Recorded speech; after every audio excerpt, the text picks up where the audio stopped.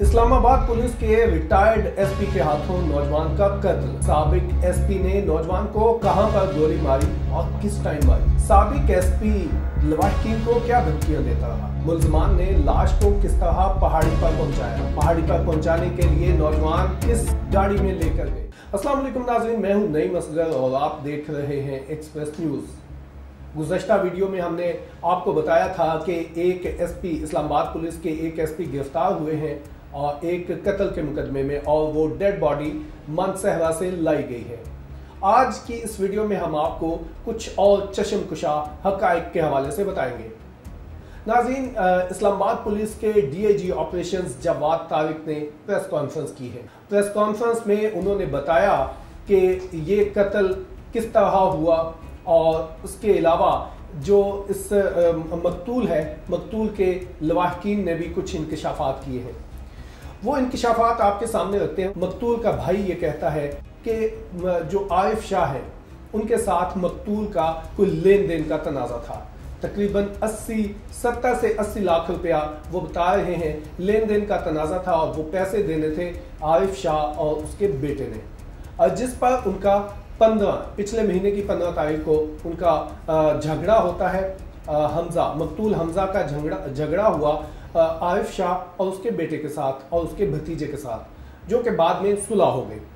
उसके बाद मकतूल का भाई ये कहता है कि आरिफ शाह जो है सुलह हो गई और आरिफ शाह का उनके साथ, इनकी फैमिली के साथ बड़ा अच्छा रिलेशन था, उनके घर भी आना जाना था। तो उसके बाद मकतूल का भाई ये कहता है कि आरिफ शाह ने वहाँ पर एक दफ़ा सुलह हो गई, लेकिन उसके बाद 15 मार्च को उन्होंने बुलाया अपने घर मानसहरा। उनका ये कहना है कि 15 मार्च को हमारा भाई मानसहरा गया और उसके बाद उससे अगले दिन सुबह 4:15 बजे तक 4:30 बजे तक उनका फ़ोन पर उनसे रब्ता रहा। मकतूल का भाई ये कहता है कि आरिफ शाह ने मानसहरा में अपने घर में मकतूल हमजा को गोली मारी और गोली मारकर कत्ल कर दिया, और उसके बाद उसने अपने बहनोई को बुलाया और वहां पर कुछ अजीजों को बुलाया। बुलाने के बाद उन्होंने लाश को एक कैरी डब्बे में रखा। वो कैरी डब्बा जिसकी उन्होंने पहले सीटें निकाली, सीटें निकालने के बाद उसमें डेड बॉडी को डाला और फिर अपने घर के मानसहरा में गांव में अपने घर के करीब एक पहाड़ी के ऊपर लेकर गए। वहां पर जाकर खड्डा खोदा और उस खड्डे में जाकर इस लाश को दफना दिया। और पुलिस हुक्काम ये कहते हैं कि मुलजमान ने दफनाने के न सिर्फ इसको दफना दिया, बल्कि दफनाने के बाद मुलजमान इस जो कब्र है, कब्र के ऊपर जो इन्होंने कम मिट्टी डाली थी दफनाने के बाद, उसके ऊपर गोबर डालते रहे। गोबर इसलिए डालते रहे ताकि ये जो लाश है ये जल्दी गल सड़ जाए और इसका नामो निशान बाकी ना रहे। अब आते हैं घर वालों की तरफ। लवाहकीन अब ज़ाहिर अपने बच्चे को ढूंढ रहे थे। मकतूल के भाई का ये कहना है कि हम फ़ोन करते रहे, 4 बजे तक इससे बात होती रही। अगले दिन जिस दिन ये गया, एक दिन पहले ये जाता है, रमज़ान था, ये मानसहरा जाता है और अगले दिन सुबह 4:30 बजे तक उनकी बात हुई। और फिर उसके बाद उन्होंने जब उसको कॉल की तो मकतूल के फ़ोन से कोई अटेंड नहीं कर रहा था, मकतूल का फ़ोन अटेंड नहीं हो रहा था, जिस पर उन्होंने, ये मकतूल के भाई कहते हैं कि उन्होंने कॉल की दूसरे दिन आरिफ शाह को तकरीबन 12 बजे के करीब उन्होंने कॉल की, और उन्होंने 3 बजे तक जब उसने फ़ोन नहीं उठाया तो मकतूल के भाइयों ने कॉल की तकरीबन शाम को। अफ्तारी के वक्त एसपी को कॉल की, आरिफ शाह को कॉल की और आरिफ शाह से पूछा कि वो हमारा जो बच्चा है, हमारा जो भाई है, वो आपसे मिलने आया था, वो अभी मिल नहीं रहा। तो उसने कहा, आरिफ शाह, ये मकतूल के लवाहकीन ये कहते हैं कि आरिफ शाह ने हमें फ़ोन पे कहा कि वो मेरे पास आया था, लेकिन 12 बजे मैंने उसे गाड़ी पर बिठा दिया था मानसहरा अड्डे से, और वो वापस मेरी तरफ से तो आ गया, अब मुझे नहीं पता कि वो कहाँ पर है। और उसके बाद से लेकर हम ढूंढते रहे, हम थाने चले गए, लेकिन बच्चे का कोई सुराग नहीं मिल रहा था।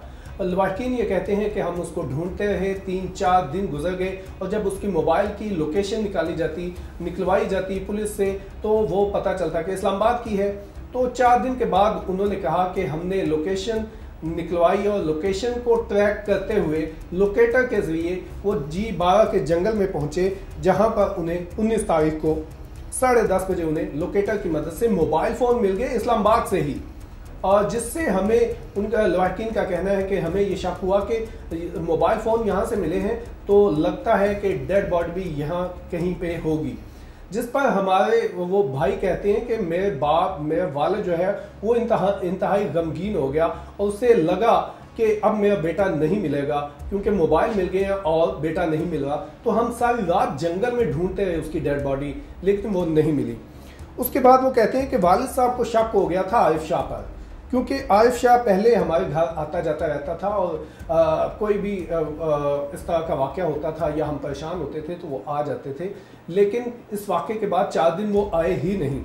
4 दिन के बाद वो कहते हैं, लवाकिन कहते हैं कि हमने फिर तंग आकर मेरे वालिद साहब को शक हुआ कि चूंकि कुछ दिन पहले एक झगड़ा हुआ था आरिफ शाह के साथ और उसके बेटे के साथ, तो मुझे लगता है कि आरिफ शाह ही मुलविस है मेरे बेटे को अगवा करने में।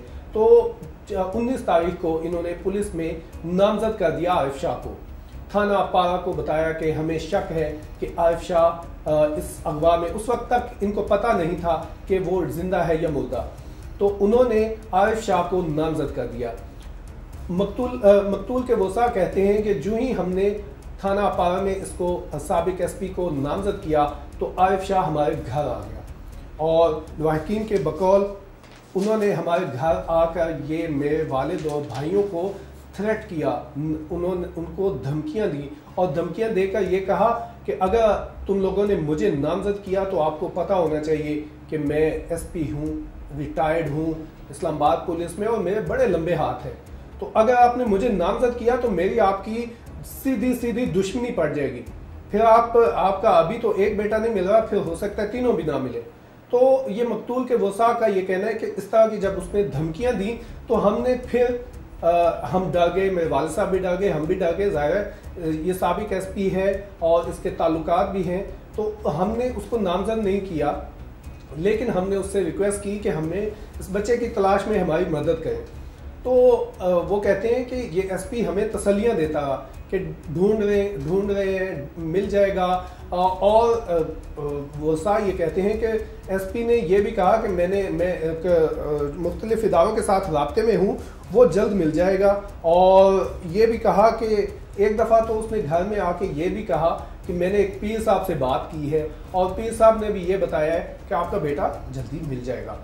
खैर वो सा कहते हैं कि इस वाक़े को, इस सारे कज़िये को तकरीबन 22-23 दिन गुजर गए, तो एक दिन बल्कि इसी दौरान ईद आ गई। तो ईद से पहले आरिफ शाह ने कहा कि ईद आ रही है तो हो सकता है आपका बेटा ईद पर घर आ जाए।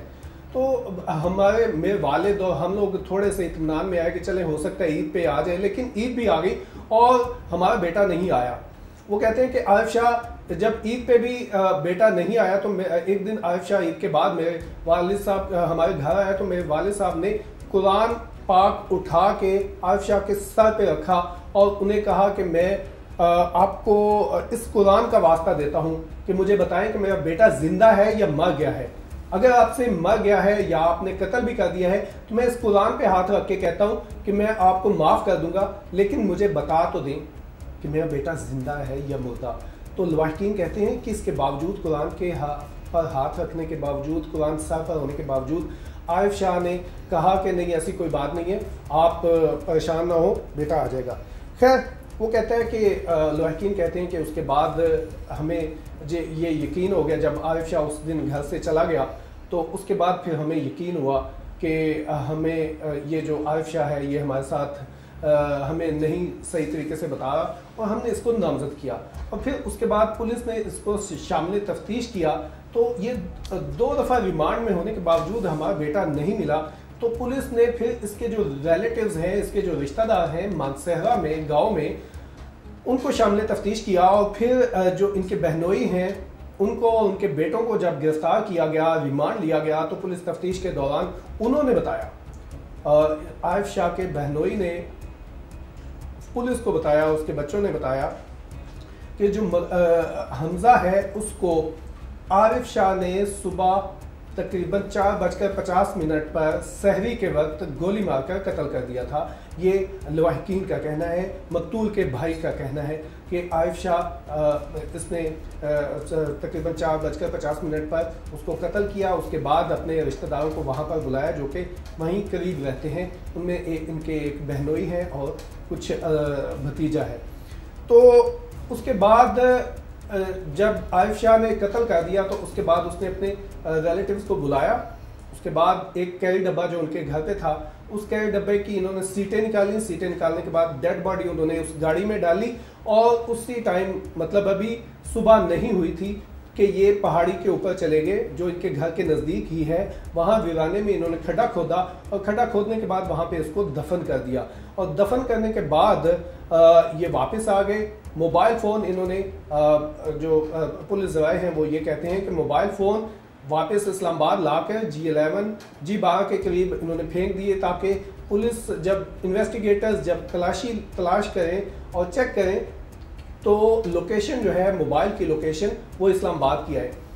डीएजी ऑपरेशंस ने भी इस जो प्रेस कॉन्फ्रेंस की है उसमें उन्होंने बताया कि मुल्ज़मान जो है वो गिरफ्तार, जब उन्होंने इस लड़के को कत्ल कर दिया, कत्ल करने के बाद उन्होंने इसको दफना दिया। और वो जो कब्र थी, वो जो कब्र तो इन्होंने बनाई नहीं, गड़ा खोद के उसको दफन किया, उसके ऊपर मिट्टी डाल दी। और मिट्टी भी बहुत ज़्यादा नहीं डाली, थोड़ी सी मिट्टी डालने के बाद ये उसके ऊपर गोबर डालते रहे। गोबर इस तरह इसलिए डालते रहे कि जो लाश है वो जल्द गल सड़ जाए, उसका नामो निशान बाकी ना रहे। तो लवाहिकीन ये कहते हैं कि ये जो मुल्ज़िम है आरिफ शाह साबिक एसपी, ये इसने हमारे साथ हमें ना सिर्फ धोखा दिया बल्कि 24-25 दिन ये इसको डिले करता रहा और ये हमें झूठी तसल्लियाँ भी देता रहा और धमकियाँ भी देता रहा। तो जब हमने उनसे बात की उसके लवाहिकीन से, तो वो कहते हैं कि हमें डर तो अभी भी है, धमकियाँ तो ज़ाहिर वो साबिक एसपी है। तो हमारी हुक्काम बाला से ये अपील है कि मुल्ज़िम को सख्त से सख्त सज़ा दी जाए।